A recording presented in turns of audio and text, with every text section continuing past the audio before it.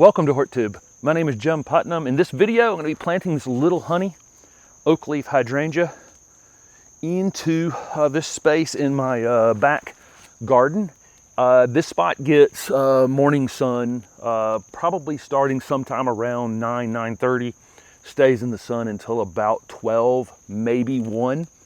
And then there's a large oak tree over the top of it that puts it in the shade.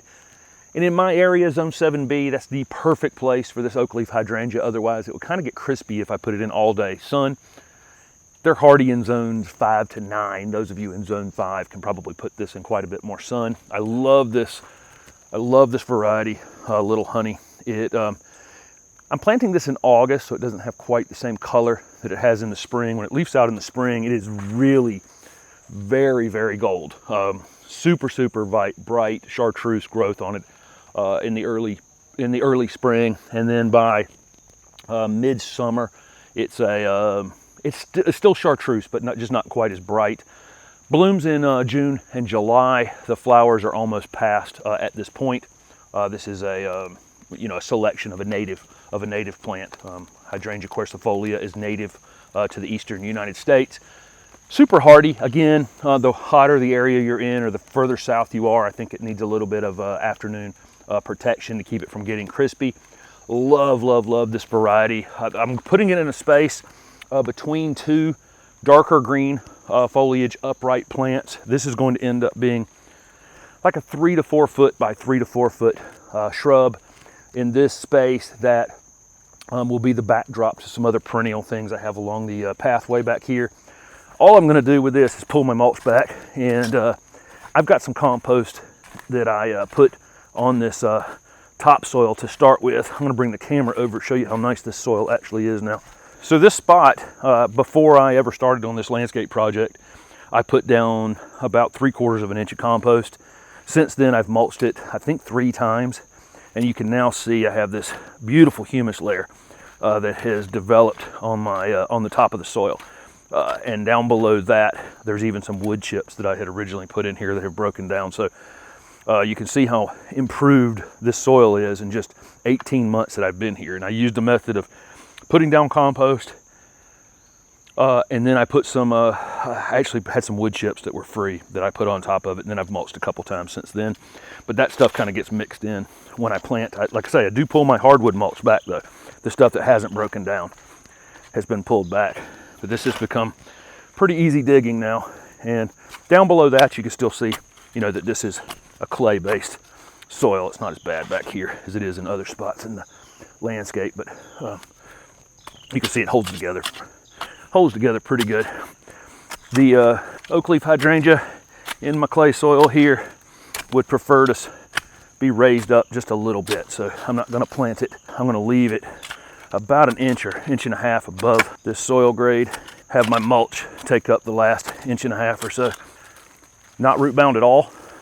Roots are out to the edge and it's holding together, but none are wrapping around, so just perfect. I'm gonna set them in the hole, and that's a bit deep.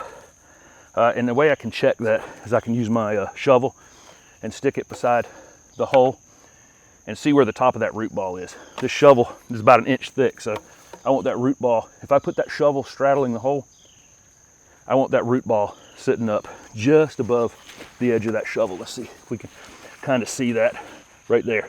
It's still below the shovel just a little bit. So that's my quick technique for checking that. I'll put some of this loose soil back in,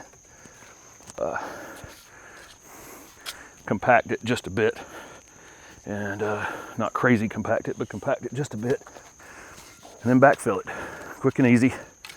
Again, I'm trying not to get a lot of that hardwood mulch in there. I only want the soil that I pulled out of the hole, the organic material that had broken down. That humus can get mixed in, that's fine.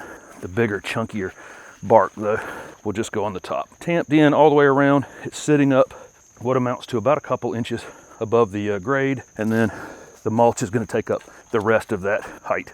So this oakleaf hydrangea is one I've actually wanted in this landscape all along, and I think I've got it in just the perfect spot. It'll have these green things around it, and so this chartreuse will really stand out here. It will also make the contrasting color with these other dark green things will really make it stand out and the other things around it stand out. I've got 2 or 3 acanthus planted on the other side of this that have underperformed, and so I'm going to move those. I always assume if something's been in the ground for a little over a year and it's growing, but it's not growing vigorously, or it's not, just languishing, that I've either planted it in too much shade or too much sun, or I've planted it too deep, something like that. So these acanthus are going to make way for this oakleaf hydrangea.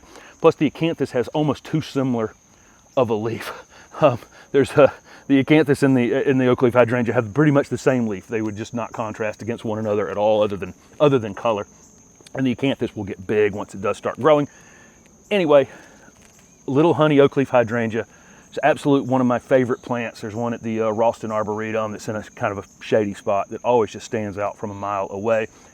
These bloom on old growth, and you got to be careful pruning on oakleaf hydrangeas or you'll lose next year's flowers. And I can actually see the bud set on the side of the branch about two leaves back here, which is going to be next year's growth where the flowers are going to emerge for next year. So I want to be careful not to cut that off. As these flowers are spent, if I want to, I can just take them off right under the flower. That's about all the pruning I'll do on this one. This is a dwarf. It's only going to get 3 to 4 feet by 3 to 4 feet. Probably no reason to ever prune it. I will occasionally probably get one little crazy branch that decides to go over here somewhere. And for that, I'll cut that off whenever. Doesn't matter what time of year. 4-season plant. We've got the beautiful gold foliage in the spring, the flowers in June and July, which fade to kind of a papery color and last into the fall. Foliage turns bright red in the fall, and then in the winter with no leaves on it, it has exfoliating bark. You can't really miss with a 4-season plant. This is Little Honey Oakleaf Hydrangea. So if you can find one of these, I highly recommend it. Thanks for watching.